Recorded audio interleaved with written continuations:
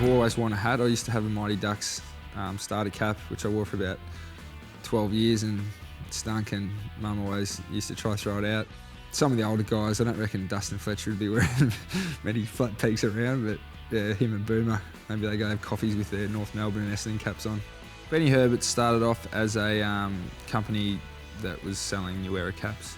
When the AFL series came out, I was approached by New Era to help them launch that, which I did, and in turn I got a licence to sell New Era in Australia. It's funny because I'm not really into fashion, but I got caught up with the licence and the caps. Now we do custom apparel, so we're Benny Herberts Apparel now, which is going pretty well.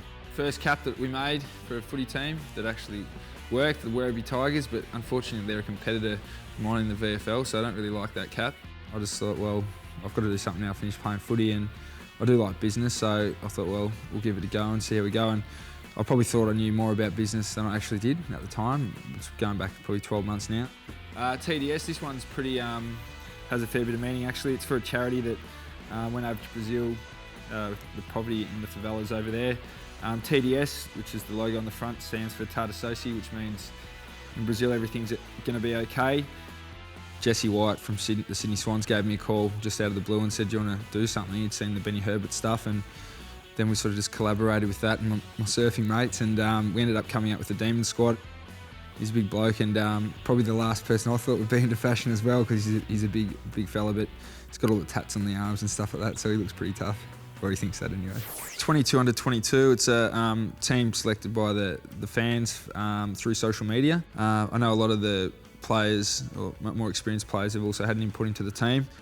It's the best 22 players under 22 in the country. Sat down with the AFLPA along with my designer and a couple of other people, and we nutted out some ideas, and we came up with the concept for the logo on the front. Was very simple, but it suited the New Era style because we went with the New Era caps. I always wanted to be part of one of these teams, but I was never good enough, so I've got the next best thing to help put it together. Hopefully the fans like it and the players like it. I'm sure they will. It's looking really good, and I'm looking forward to the boys seeing it. You're very lucky to be involved at an AFL club. You need so much luck just to get there.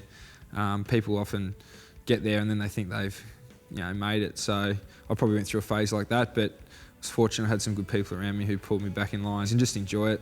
It is meant to be for fun, like you play when you're an 8-year-old kid. So that's probably the thing I get out of football now, is what I enjoy, just competing like it was playing under 10s. Not having something, a way that you can go back to and just get your head away from football. I think the physical side, they're all 18, 19, 20-year-old guys coming into the game, they're all physically up to it. It's just the mental side, I think. You perform better when you're relaxed, and a lot of guys think that they've got to just live football 24/7, but you do have to live football 24/7, but not mentally. So doing everything right, plus getting your time away from the game, the headspace is very important.